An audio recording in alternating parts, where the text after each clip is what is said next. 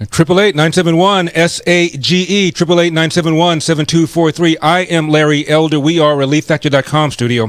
So much to get to, so little time. By the way, did I mention that the power went out in my house when I was watching the Brady versus Drew Brees game? It was in the fourth quarter, and I believe that Tampa Bay had the ball, and they were ahead, but the outcome was uncertain. Boom, power goes out. I go on my smartphone, try and pick it up. I get highlights, but I'm not getting anything live. And finally, the power comes on. An hour or two later, of course, the game is over. Now, I've lived in the hood most of my life. Never did the power ever go out. Now I live in a very nice area. If I had a nickel for every time the power went out, I could retire. Hillary Clinton is hinting that Putin might have been receiving updates, minute-by-minute updates from the White House about the Capitol Hill riots, that President Trump was calling him saying, you're not going to believe what's going on right now. Hillary is speculating this. Now, I mention this because I kind of thought that in order for you to kind of be suspected of something, you kind of had to have, probable cause or evidence. Otherwise, it's a, wait for it, conspiracy theory. House Democrats are expressing concern about their safety from fellow Republican House members. You see, they think they're all, I guess, going to off them at some point. And they're also expressing concern about the patriotism of the Guards personnel. By the way, I've heard people say over and over again, guardsmen. Nobody says guards, men and women. They just say guardsmen. I guess that's okay. It's like the X-Men, even though there's a female in it. I guess that's okay. All right, I just want to make sure.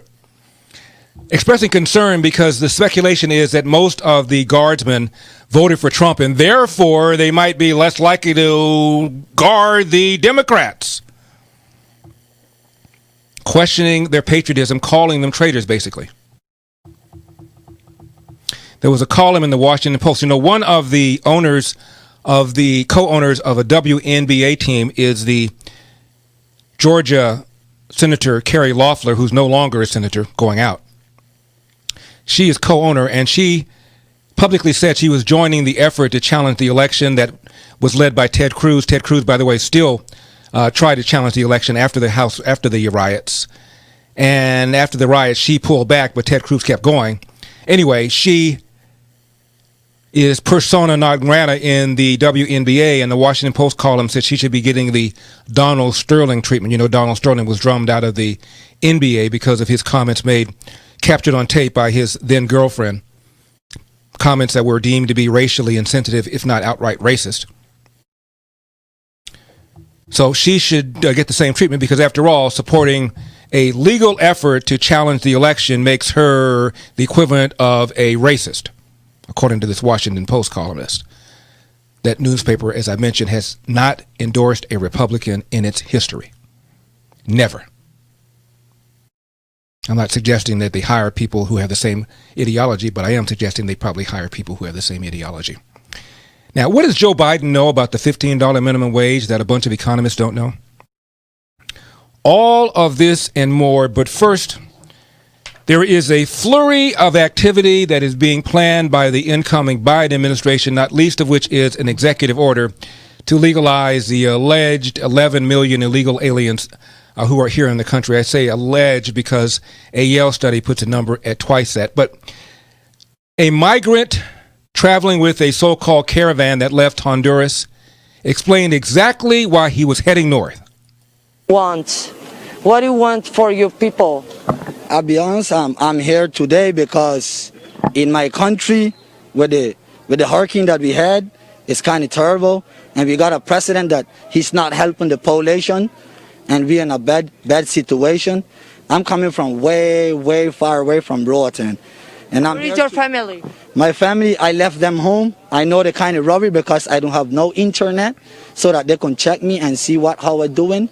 And I'm here today because I'm dreaming to get to the U.S. What is happening now with the pandemic? Notice he said, I'm dreaming.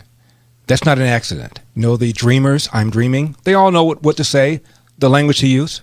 Today because I'm dreaming to get to the U.S. What is happening now with the pandemic? Well, the pandemic, it's messed us up a lot. I used to work tour guide, tourism, and we on the island, we're not receiving no tourism. Because You are from Roatan. I'm from Roatan. Born and raised, islander, and that's where I will live. What do you want for your people? What I want for my people, I just want patience and peace that we can get to the U.S. because they're having a new president, versus Biden. He's going to help all of us. He's given us 100 days to get to the U.S. and give us legal mental paper. So He's giving us 100 days to get to the U.S. and get legal papers, Biden is. patience and peace that we can get to the U.S. because they're having a new president, versus Biden. He's going to help all of us. He's given us 100 days to get to the U.S. and give us legal mental paper so we can get a better life for our kids and family. Now, this man has just publicly stated exactly why he is ineligible for asylum.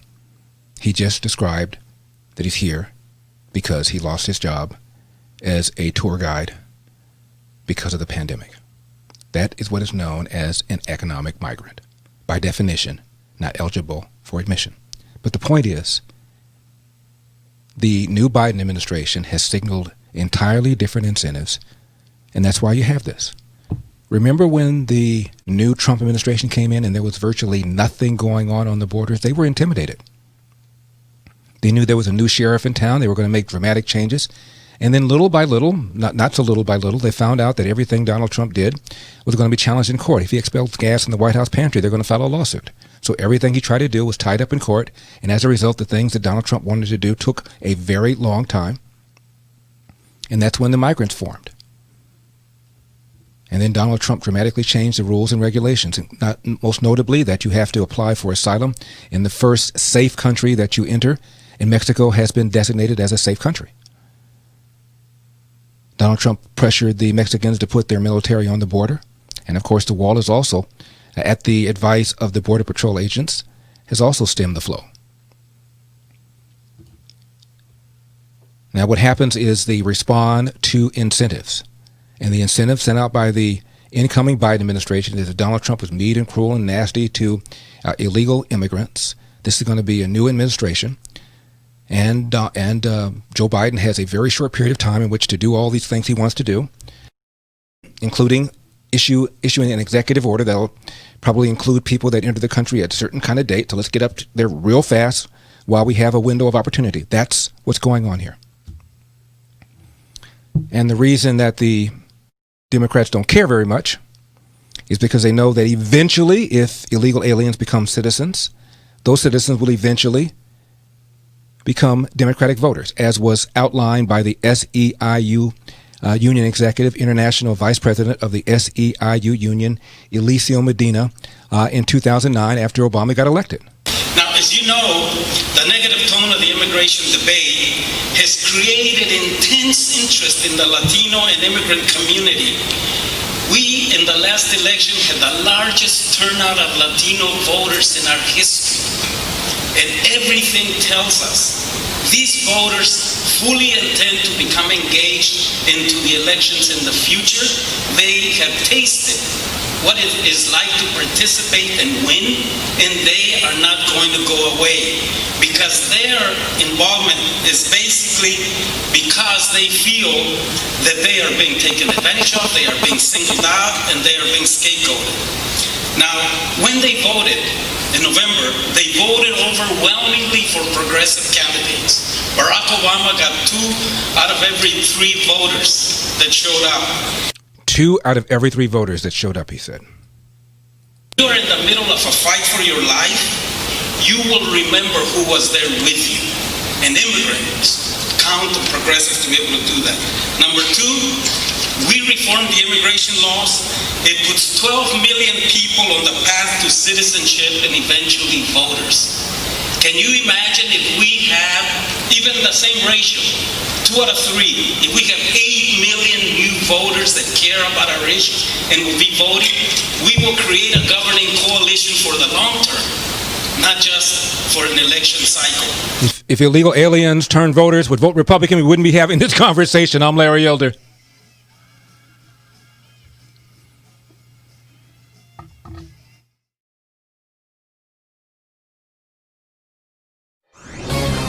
This is Albert Mohler for townhall.com. The American experiment is founded upon a presupposition, a prior commitment to an ordered liberty, an established order.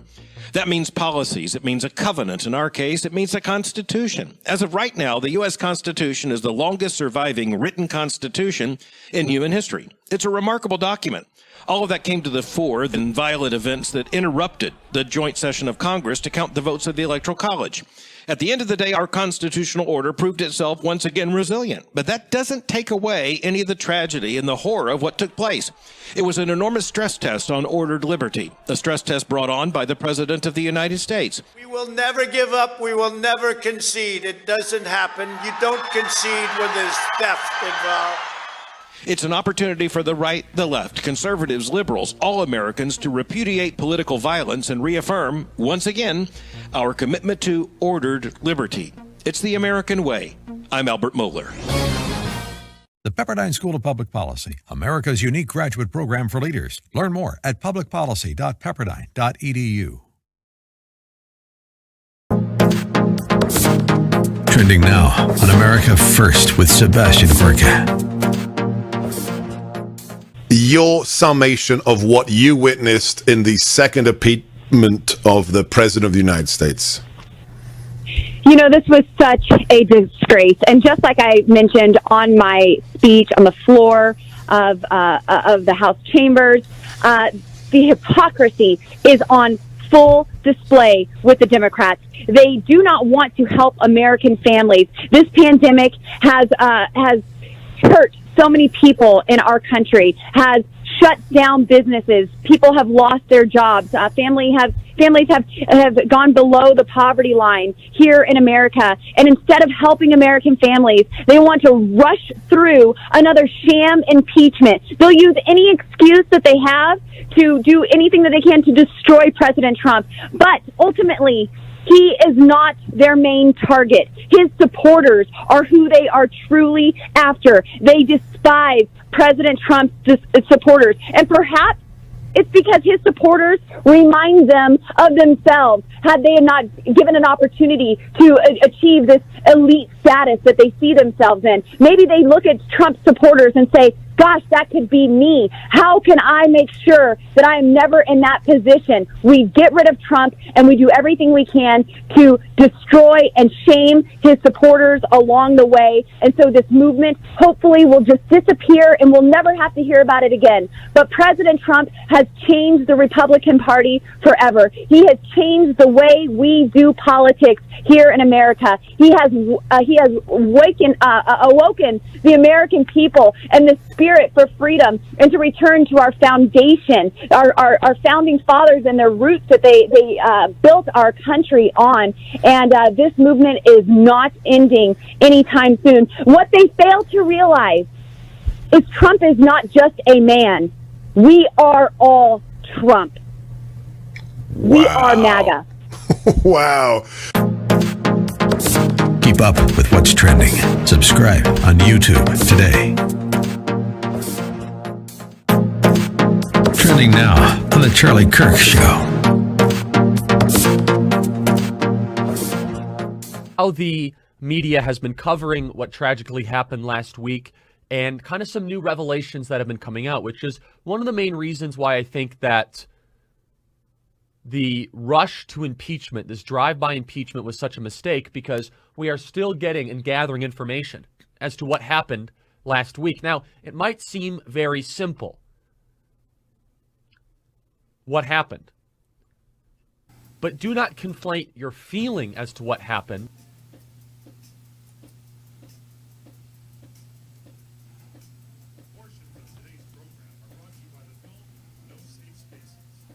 Yeah, Joe Biden's going to give 11 million illegal aliens amnesty. What's going to happen if 22 million or 35 million come out? Is he just going to stop at 11? I doubt it. Also, he said he's not going to deport people with criminal records that involve DUIs. That's so funny.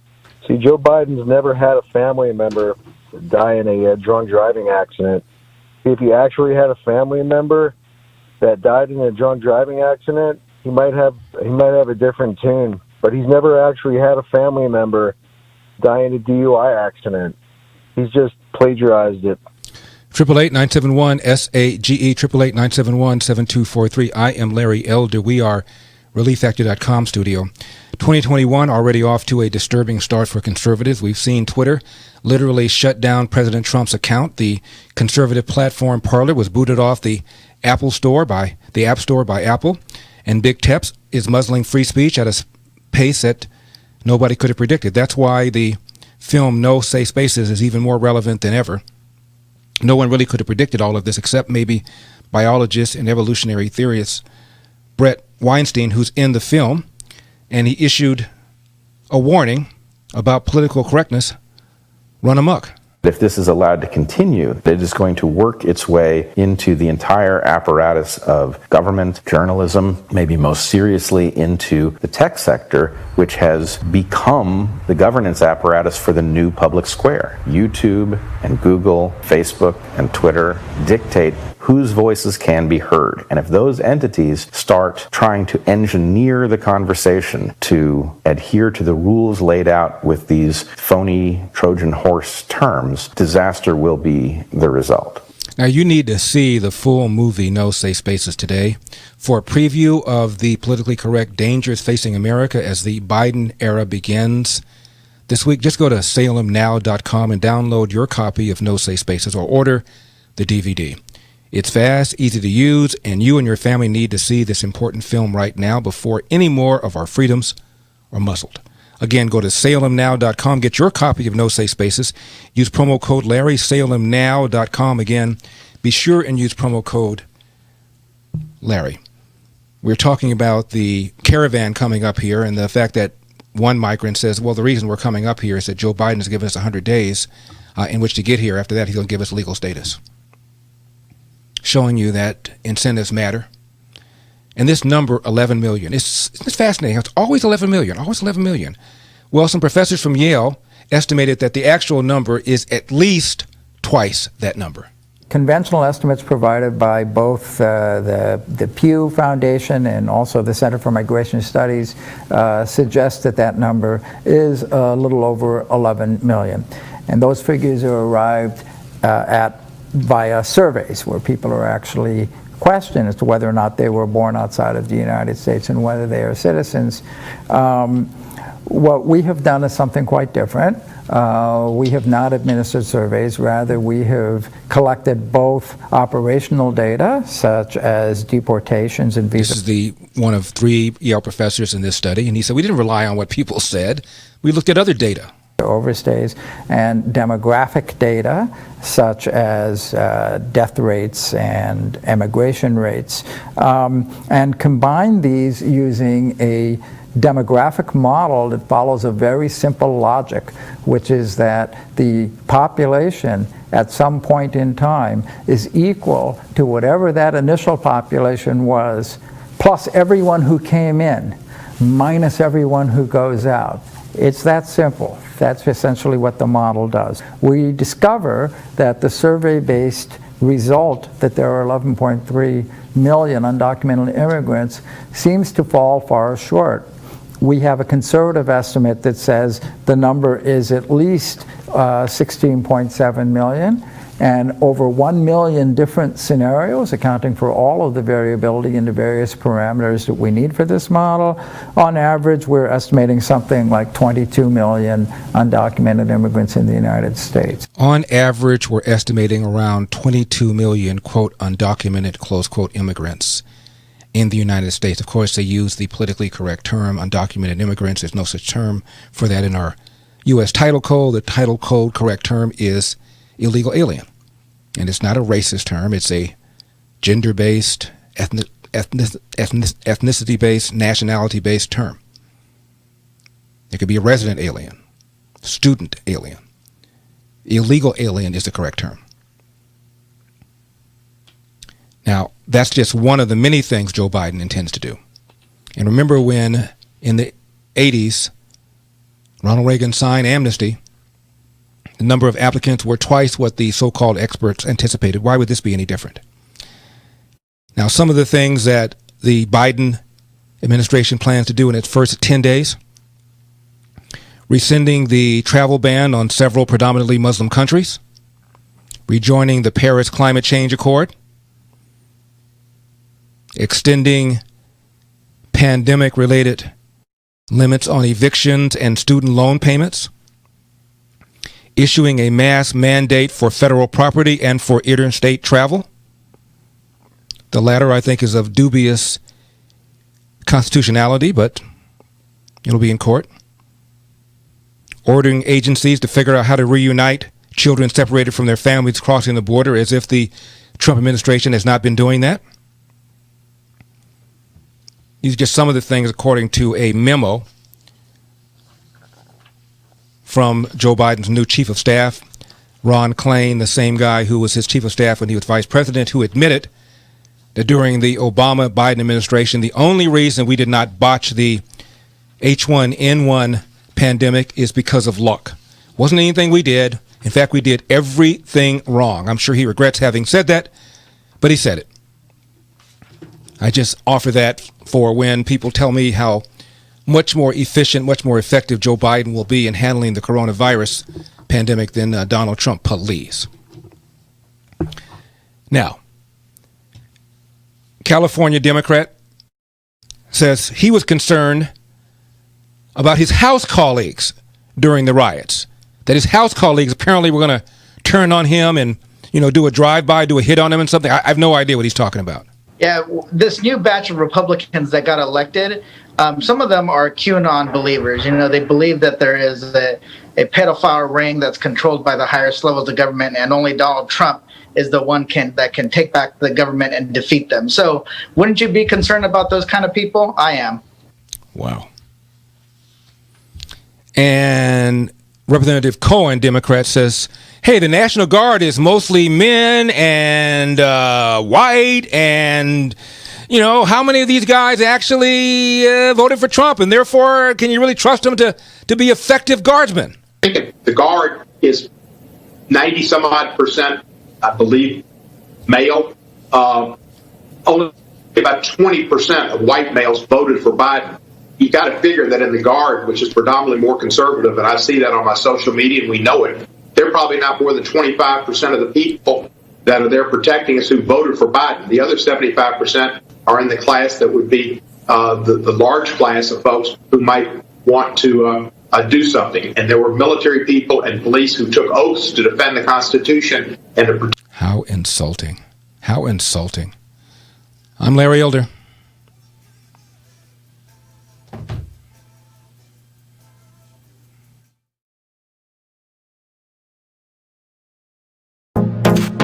Trending now on The Charlie Kirk Show.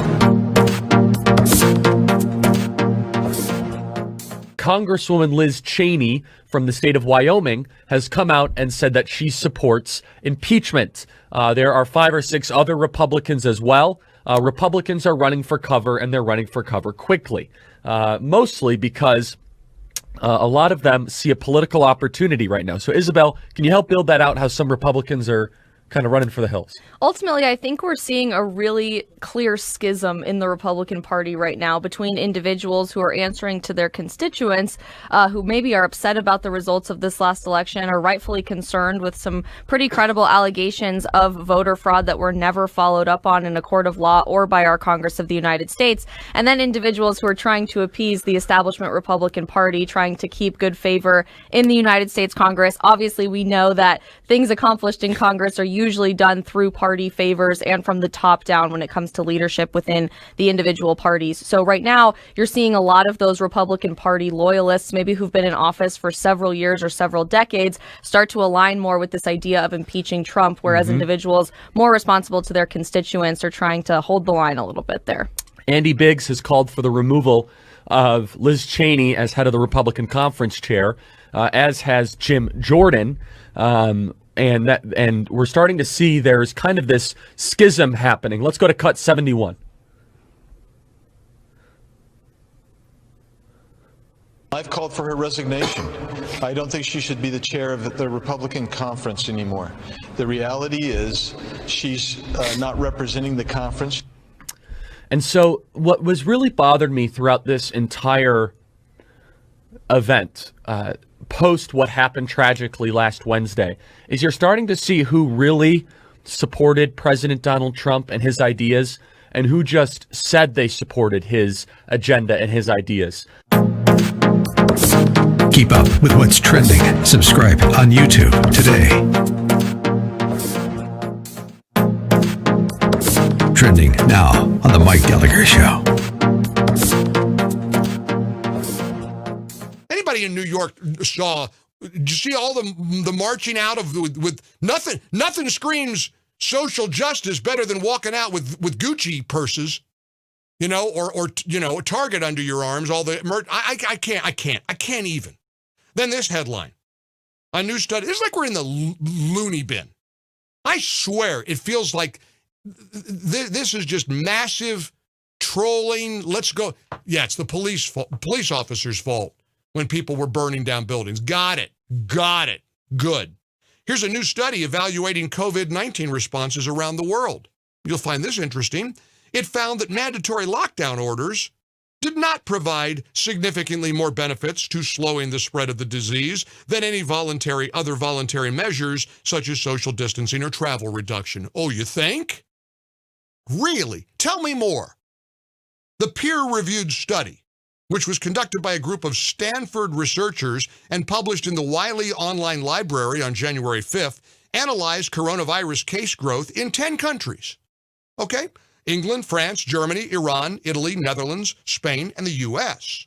Those are countries that implemented mandatory lockdown orders and business closures. Compared that to South Korea and Sweden, which implemented less severe voluntary responses. It aimed to analyze the effect that less restrictive or more restrictive measures had on changing individual behavior, curbing the transmission of the virus.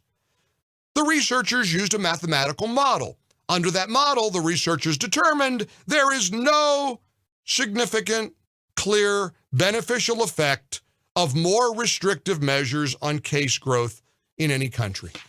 Great. Well, I'm glad to hear that now. Good to know. Keep up with what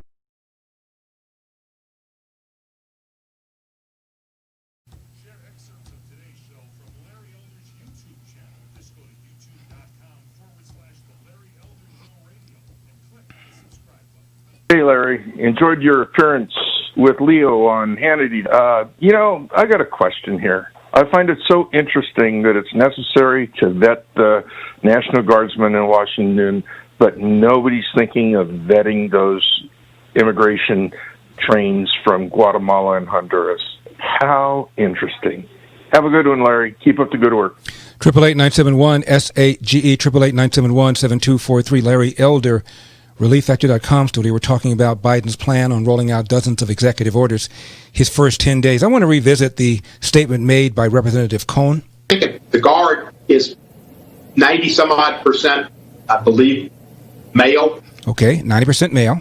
Only about 20% of white males voted for Biden.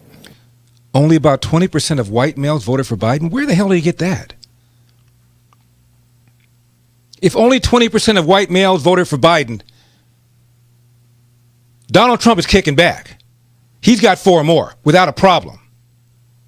Honestly, no, the number is 58%, and actually that's down about 4 percentage points from what Donald Trump got from white males in 2016, Congressman.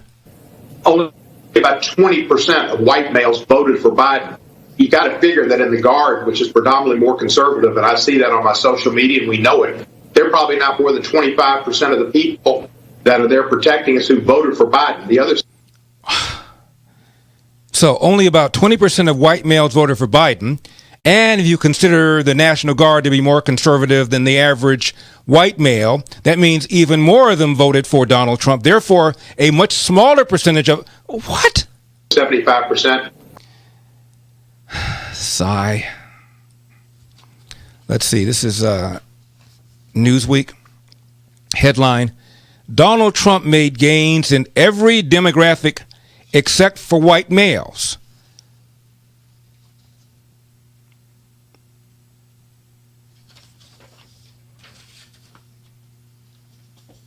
However, despite these rises, he was down with white men by 4%. Though he still took a majority according to the exit poll, this was down to 58% from 62%. So that's a little different from 80%, sir. Male, only about 20% of white males voted for Biden. You got to figure that in the Guard, which is predominantly more conservative, and I see that on my social media, and we know it, they're probably not more than 25% of the people that are there protecting us who voted for Biden. The other Well, how does he think Biden won the election if only 20% of white males voted for him? 75% are in the class that would be the large class of folks who might want to do something. And there were military people and police who took oaths to defend the Constitution and to protect and defend who didn't do it, who were in the insurrection. So it does concern me.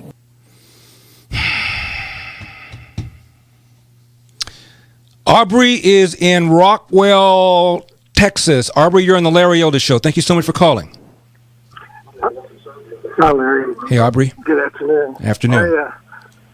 I'm just sitting here listening to, what you're playing from these nitwit Democrats in California and Tennessee, and it just, they just give opinions. I believe this, I think that, and I just, it just makes me appreciate you that much more because you always cite, your statistics and where you get your information and you back it up. And, your character is just beyond what most people on the radio demonstrate. And I just appreciate you so much.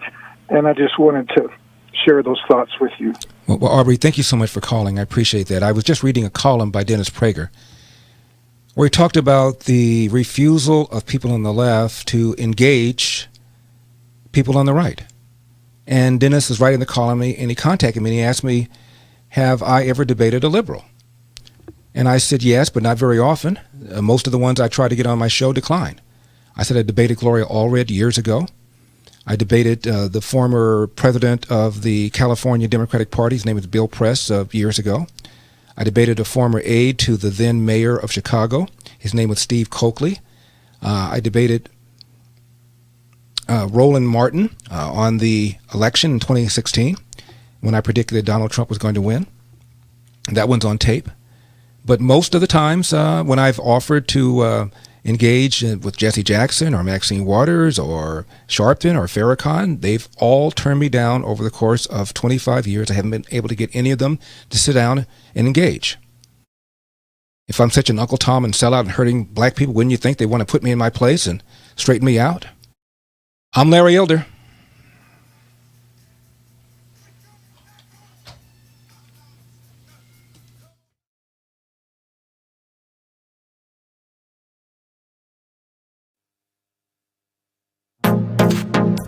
Trending now on the Hugh Hewitt Show. How much fraud did you discover in Nevada? And I will add to that, did you think you had an appropriate opportunity to present it to a court? Yeah, I think we did have an appropriate opportunity, and that's the whole, system, right? We have a system where we get to petition courts and governments. Obviously, we did not get the outcome that we desired. There was limited, I would say, research opportunity that we were given. Obviously, we don't have the ballots or the envelopes with the signatures on them, and our whole case was that the signature verification problem wasn't what it should have been. And that's an incredibly difficult process to go down the road and prove without having the access to the ballots and the envelopes, and we were never allowed access to that. Certainly, we have to concentrate on having an ID to vote. And I believe, because we have a huge problem with this in California, is that you shouldn't send ballots to people that do not know those ballots are coming. We should have a system where individuals can vote by mail, but they tell the Register of Voters, the officials in the county, where they live so that the address is correct. I got kicked off Twitter for 2 days because I shared 2 ballots in California from a friend of mine whose parents had received ballots, but they had been dead for more than 10 years, both of them. Keep up with what's trending. Subscribe on YouTube today.